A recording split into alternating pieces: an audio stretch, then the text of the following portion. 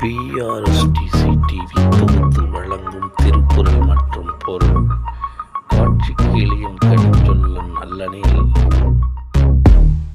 நீ கூறும் மன்னனும் நிலம். காட்சிக்கு எளியவனாகவும்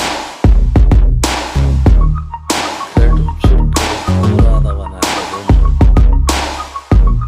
ஒரு மன்னன் இருந்தால் அவனுடைய நாட்டை